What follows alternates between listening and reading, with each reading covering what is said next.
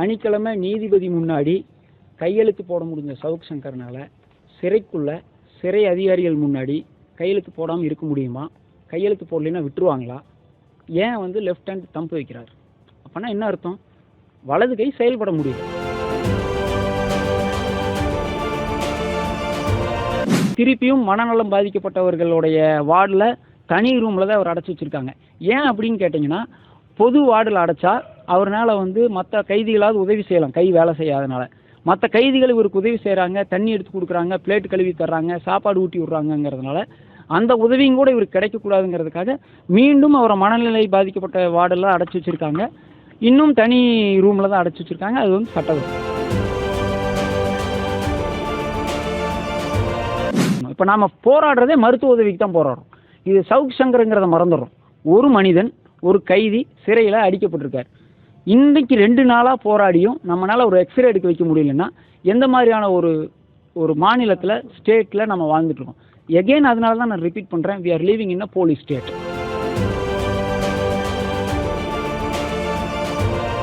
Sir, உங்களுக்கெல்லாம் தெரியும், நேற்று கொடுத்ததனுடைய ப்ரெஸ் மீட்டினுடைய அப்டேட் இன்றைக்கி நம்ம கொடுக்குறோம். நேற்று உங்களுக்கெல்லாம் உங்களை செய்தியாளர்களை சந்தித்து சவுக் சங்கர் சிறையில் தாக்கப்பட்டது குறித்து நம்ம ஒரு செய்தியாளர் சந்திப்பு வச்சுருந்தோம்.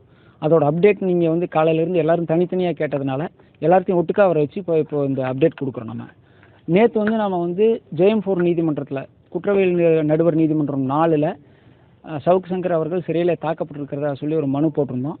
அந்த மனுவின் மீது அவர் கோவை மாவட்ட நீதிபதி அவர்களுடைய அறிவுறுத்தின் பேரில் தமிழ்நாடு மாவட்ட சட்ட ஆணைகள் லீகல் எய்டு கொடுத்துருக்காங்க. மாவட்ட லீகல் எய்டுக்கு கோயம்புத்தூர் டிஸ்ட்ரிக்ட் லீகல் எய்டுக்கு அதை ஃபார்வேர்டு பண்ணியிருந்தாங்க. அதை பேஸ் பண்ணி லீகல் எய்டு சார்பாக senior counsel, defence senior counsel plus 2 members இன்றைக்கி அலாங் வித் 2 டாக்டர்ஸ், 2 டாக்டர் கூட senior counsel, 2 members of DLA along with 2 doctors இன்றைக்கி சவுக் சங்கரை மீட் பண்ணியிருந்தாங்க. மீட் பண்ணி அவருடைய உடல்நிலை குறித்தும் அவருடைய ஸ்டேட்மெண்ட் குறித்தும் அவங்க வாக்குமூலம் பெற்றிருக்காங்க. போய் முதல்ல சவுக் சங்கரை அவங்க பார்த்துருக்குறாங்க, டாக்டரோட போய் பார்த்துருக்குறாங்க. பார்த்துட்டு அவங்களோட ரிப்போர்ட்டை இன்றைக்கி மாவட்ட நீதிமன்றத்தில் சமர்ப்பிச்சிட்டாங்க அவருங்க. அது அந்த ரிப்போர்ட் என்னங்கிறது நம்ம கைக்கு இப்போ தரல, அது நாளைக்கு தான் தரேன்னு சொல்லியிருக்காங்க. அது நம்மளுக்கு பிரச்சனை கிடையாது, ஏன்னா அங்கே என்ன இருக்கோ அதுதான் அதில் தர முடியும். இந்த மீன் டைமில் பார்த்தீங்கன்னா அந்த கூட போய் 2 டாக்டர் அவங்கள அசர்டைன் பண்ணியிருக்கிறாங்க. இப்போது இன்றைக்கி சாயந்தரம் மீண்டும் நான் சவுக் சங்கரை சிறையில் சந்திச்சிருக்கேன். நேற்று என்ன நிலைமையில் அவருக்கு இருந்தாரோ அதே நிலைமையில் தான் இன்றைக்கும் இருக்கார். இது வரைக்கும் அவருக்கான மருத்துவ உதவிகள் எதுவுமே வழங்கப்படலை. நேற்று நம்மளோட முக்கிய கோரிக்கை, அவர் கையை உடஞ்சிருக்குன்னு சொல்லி அவர் சொல்கிறாரு, கை வலி இருக்குது, வீங்கிட்டே வருது அப்படின்னு சொல்கிறாரு. அந்த கொப்பளங்கள் ஜாஸ்தி ஆகிட்டுருக்கு, அதுக்காக எக்ஸ்ரே எடுக்கணுங்கிறதெல்லாம் நம்ம பெட்டிஷனில் சொல்லியிருந்தோம். மெடிக்கல் ட்ரீட்மெண்ட் கொடுக்கணும், கவர்மெண்ட் ஹாஸ்பிட்டலுக்கோ இல்லை மல்டி ஸ்பெஷாலிட்டி ஹாஸ்பிட்டல், ப்ரைவேட் ஹாஸ்பிட்டலுக்கோ அனுப்பணும்னு சொல்லியிருந்தோம். அது மாதிரி எந்த ட்ரீட்மெண்ட்டும் இன்றைக்கி நான் சாயந்தரம் 5 மணிக்கு சந்திக்கிற வரைக்கும் எடுக்கலை. திருப்பியும் பெயின் கில்லர் டேப்லெட் கொடுத்துட்டு இருந்தாங்க. இப்போ அதை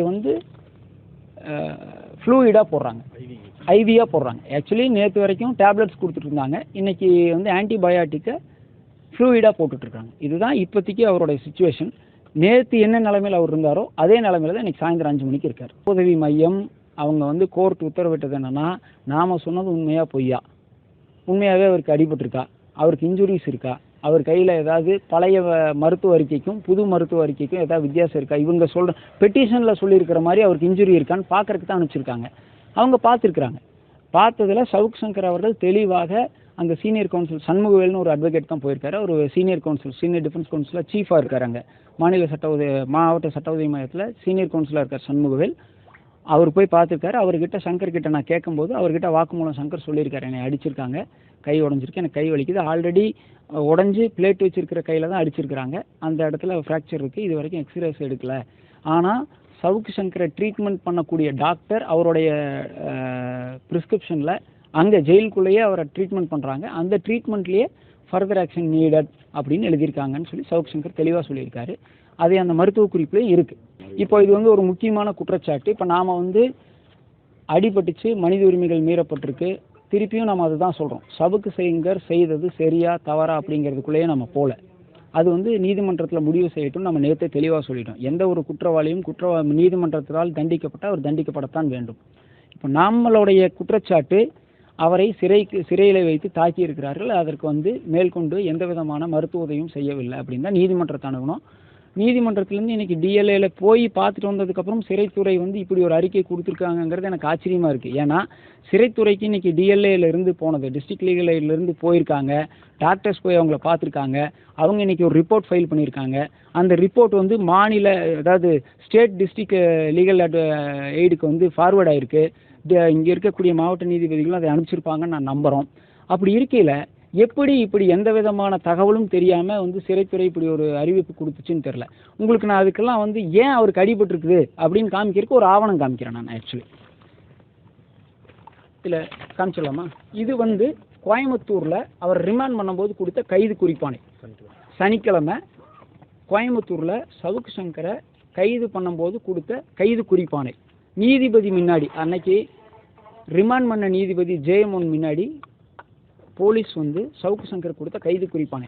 அதில் இதோட செகண்ட் பேஜ் பார்த்தீங்கன்னா இந்த ரைட் கார்னரில் கைது செய்யப்பட்டவர் அப்படிங்கிற இடத்துல சவுக்கு சங்கர் தெளிவாக ரைட் ஹேண்டில் கையெழுத்து போட்டிருக்காரு. நீங்கள் அதை ஜூம் பண்ணி பார்த்துக்கலாம். கையெழுத்து போட்டிருக்காரு. இது வந்து JM1 இன்சார்ஜ் மேஜிஸ்ட்ரேட் முன்னாடி சனிக்கிழமை ரிமாண்ட் பண்ணையில் சாயந்தரமாக அவர் கையில் கொடுத்தது. அதை நான் பெற்றுக்கொண்டேன்னு அவர் கையெழுத்து போட்டிருக்காரு.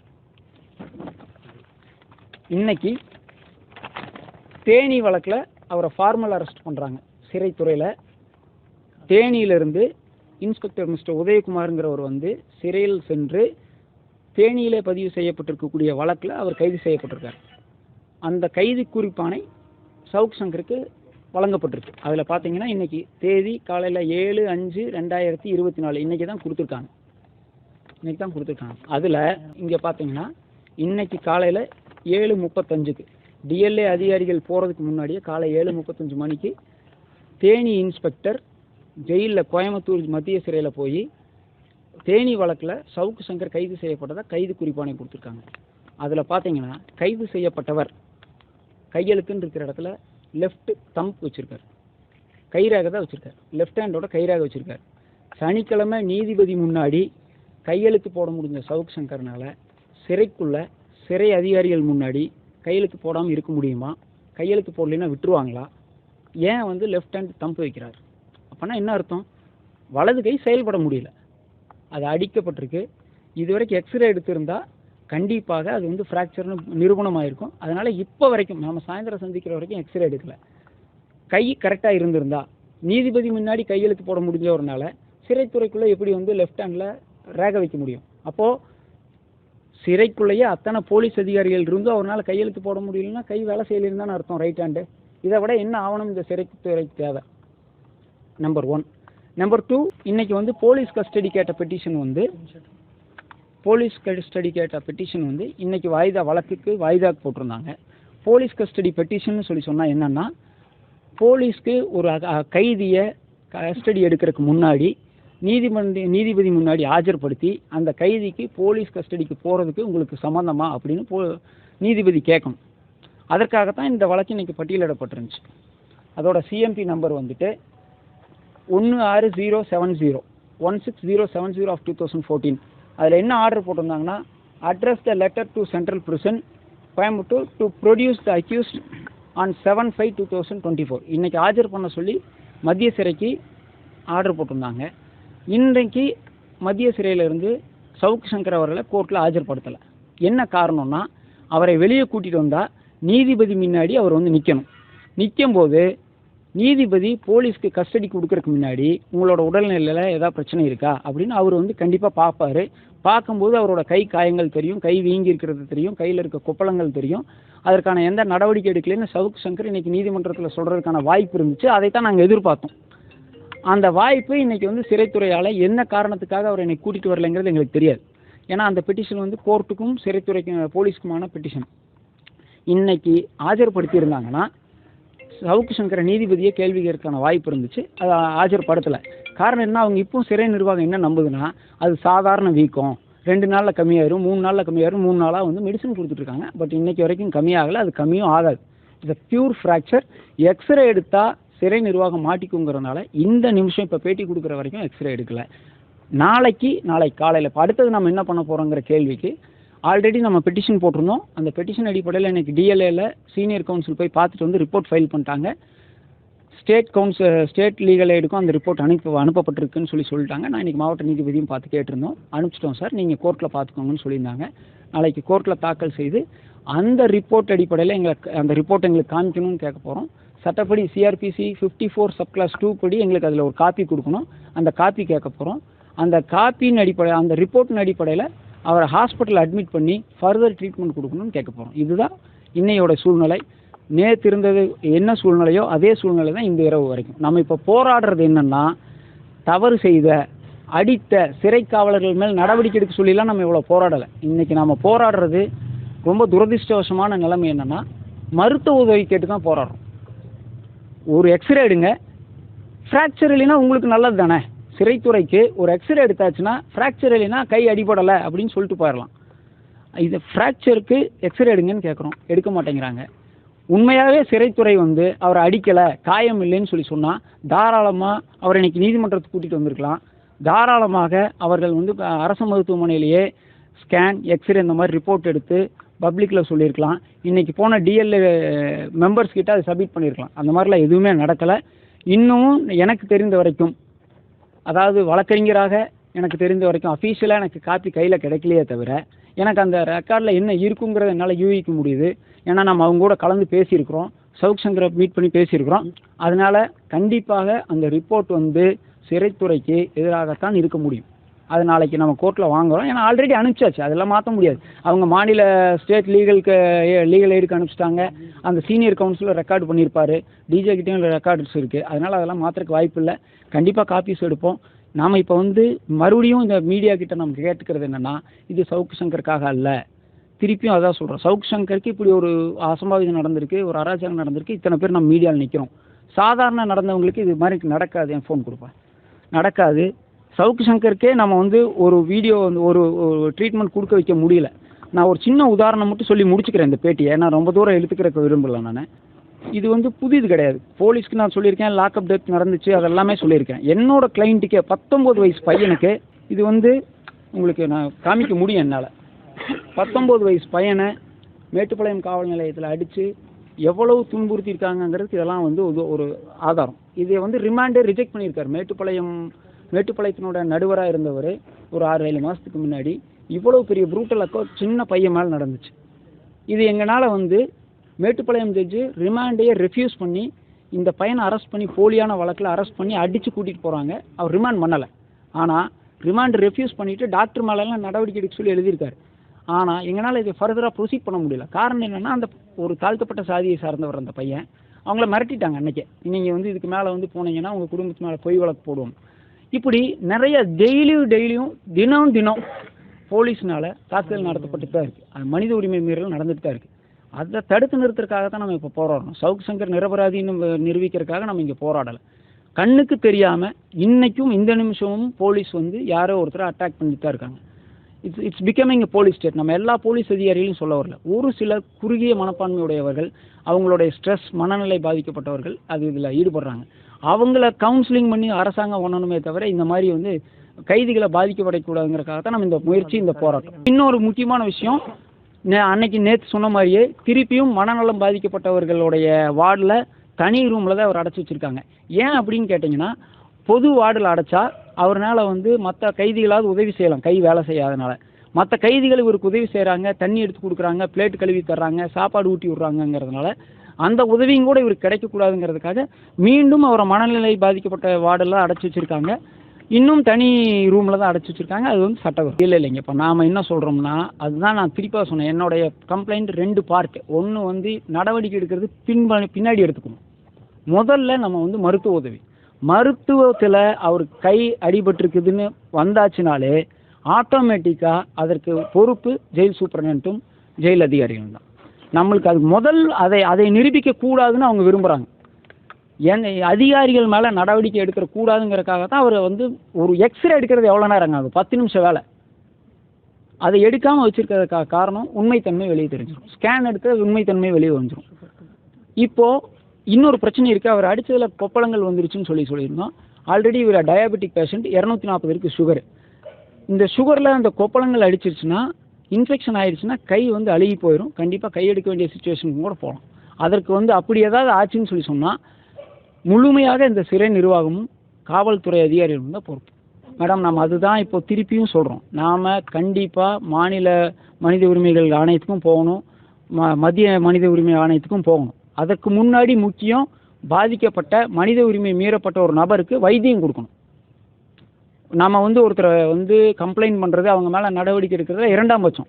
முதல்ல பாதிக்கப்பட்ட நபருக்கு மருத்துவ உதவி கொடுக்கணும். இப்போ நாம் போராடுறதே மருத்துவ உதவிக்கு தான் போராடுறோம். இது சவுக் சங்கருங்கிறத மறந்துடுறோம். ஒரு மனிதன், ஒரு கைதி சிறையில் அடிக்கப்பட்டிருக்கார். இன்றைக்கு 2 நாளாக போராடியும் நம்மளால் ஒரு எக்ஸ்ரே எடுக்க வைக்க முடியலன்னா எந்த மாதிரியான ஒரு மாநிலத்தில், ஸ்டேட்டில் நம்ம வாழ்ந்துட்டுருக்கோம். எகெயின் அதனால தான் நான் ரிப்பீட் பண்ணுறேன், we are living in a police state. Sir என்ன இல்லை அதுதான் சொன்னேன், நேற்று பேட்டியில் தெளிவாக சொல்லியிருக்கோம். அவர் அரசாங்கத்துக்கு எதிராக நிறையா பேசியிருக்கார். இந்த அரசாங்கத்துக்கு மட்டும் எதிராக இல்லை, அவர் எல்லா அரசாங்கங்களும் எதிர்த்து பேசியிருக்கார், எல்லா அரசியல்வாதிகளும் எதிர்த்து பேசியிருக்கார். ஆனால் இதற்கு முன்னாடி இருந்தவங்க, இதற்கு அப்புறம் இவர் வந்து தாக்கி பேசாத நபர்களே கிடையாது. மெச்சூர்டாக எடுத்துகிட்டு போனவங்க போயிட்டாங்க. இது அவங்க மைண்டுக்குள்ளே வச்சுக்கிட்டு இது ஒரு வாய்ப்பாக வந்து இந்த அரசாங்கம் பழிவாங்க அவர் ஃபீல் பண்ணுறாரு. சவுக் சங்கர் அப்படி தான் நினைக்கிறேன். நான் வந்து அரசாங்கத்துக்கு எதிராக பேசுகிறேன், இது ஒரு வாய்ப்பாக போலீஸை வச்சு நம்மளை இது பண்ணுறாங்கன்னு நினைக்கிறாரு. இதில் ஒன்று, இது ட்ரூத் தானே சார், டே லைட்டு தானே, என்ன பண்ணுறாருங்கிறது எல்லாத்துக்குமே தெரியும். இல்லை சார், கட்சி ரீதியாக இல்லை. இப்போது நளினி சிதம்பரம் வந்து நீட்டுக்கு வந்து நம்ம இவ்வளோ போராடிட்டு இருக்கோம். தமிழகம் முழுவதும் நீட்டுக்காக நம்ம போராடிட்டு இருக்கோம். நீட்டிலிருந்து விலக்கு வேணும்னு போராடிட்டு இருக்கோம். அன்றைக்கி மத்திய அமைச்சராக இருக்கக்கூடிய சிதம்பரம் வந்து ஒரு அரசியல் கட்சியினுடைய அமைச்சராக இருந்தார். அவர் மனைவியும் அந்த கட்சியினுடைய உறுப்பினராக இருக்கார். அப்போது அவங்க நீட்டுக்கு ஆதரவாக இந்த நீட் இனிமேல் தமிழகத்தில் விலக்கே கொடுக்க முடியாதுன்னு சுப்ரீம் கோர்ட்டில் வாதாடினது நளினி சிதம்பரம் தான் வாதாடினாங்க. வந்து வெளியே வந்து என்ன பேட்டி கொடுத்தாங்க நளினி சிதம்பரம் மேடம், எக்காலத்திலையும் எந்த ஒரு காலத்திலையும் நீட் தமிழ்நாட்டில் இருந்தே தீரும், விலக்கு வாங்கவே முடியாதுன்னு சொன்னாங்க. எப்படி சொன்னாங்க, எந்த அடிப்படையில்? இன்றைக்கி நான் வந்து ஒரு அரசியல் கட்சியின் சார்பாக நான் வந்து இருக்கிறேன்னு சொல்லி சொன்னால் அரசியல் கட்சி எனக்கு சம்பளம் கொடுக்காது. அதற்காக தனிப்பட்ட ஒரு கிளைண்ட்டை வந்து நான் எடுத்துக்கவே கூடாது, தனிப்பட்ட கிளைண்ட்டுக்கு நான் ஆஜராகவே கூடாதுன்னு சொல்ல முடியாது. நான் எத்தனையோ வழக்குகள் வரும், என் நண்பர்களுக்கு வந்த வழக்காக இருக்கும், எனக்கு நேரடியாக வழக்கு வரும். அரசியல் கட்சிக்கும் ஒரு தொழிலுக்கு என்ன சார் சம்மந்தம் இருக்க முடியும்? எப்படி அது வந்து நீங்கள் அதையும் இதையும் வந்து கிளப் பண்ண முடியும்? பண்ணவே முடியாது. நிறையா பண்ணுவாங்கன்னு எதிர்பார்க்குறோம். என்ன வேணாலும் பண்ணுங்கள், மருத்துவ உதவி கொடுத்துட்டு பண்ணினீங்கன்னா தான் அவர் உயிரோடு இருப்பார். அப்போ தான் உங்களால் நிறையா பழி வாங்க முடியும்னு காவல்துறைக்கு சொல்லிடுறோம். வழக்கில் இருந்து அவரை விடுதலை பண்ண சொல்லியோ, அவர் நிரபராதின்னு சொல்லியோ நம்ம போராடிட்டு இருக்கல. நம்மளுடைய போராட்டம் மனித உரிமை மீறல், போலீஸாருடைய அராஜகம் ஜெயிலுக்குள்ள. அப்படி பாதிக்கப்பட்ட ஒரு கைதிக்கு மருத்துவத்துக்கும் கூட மறுக்கப்படுது. அது ஏன் அப்படிங்கிறத நம்ம கேள்வி கேட்குறோம். நீங்கள் இதில் சவுக் சங்கருங்கிறதே மறந்துடணும். ஒரு கைதி சிறைக்குள்ளே இருக்கக்கூடிய ஜுடிஷியல் ரிமாண்டில், கோர்ட்டினுடைய கஸ்டடியில் இருக்கக்கூடிய ஒரு கைதிக்கு இப்படி நடக்குது. அது தாக்கல் செய்தாச்சு, மாநில சட்ட ஆணைக்குழுக்கும் அனுப்பிச்சிட்டாங்க, மாவட்ட நீதிபதிக்கும் கொடுத்துட்டாங்க. இல்லை அதைத்தான் நான் உங்களுக்கு முன்னாடியே சொன்னேன். அதுவும் கூட தெரியாமல் ஒரு குழு போய் அவங்கள பார்க்குது, அந்த குழு ஒரு ரிப்போர்ட் கொடுக்க போகுது, கண்டிப்பாக அது நம்மளுக்கு எதிராக தான் இருக்க போகுதுன்னு கூட தெரியாமல் சிறைத்துறை வந்து ரொம்ப அசால்ட்டாக, நான் எங்ககிட்ட அதிகாரம் இருக்குது, நாங்கள் கொடுக்கறது தான் அப்படின்னு சொல்லி ஒரு ரிப்போர்ட் கொடுத்துருக்காங்க. கண்டிப்பாக அந்த சிறைத்துறை அறிக்கை தவறானதுங்கிறது அந்த ரிப்போர்ட்டில் இருக்குன்னு நான் நம்புகிறேன். ஏன்னா எனக்கு தெரியும். அதுக்கு உதாரணம் அதுக்கு ஆதாரம் தான் நான் காமிச்சேன்.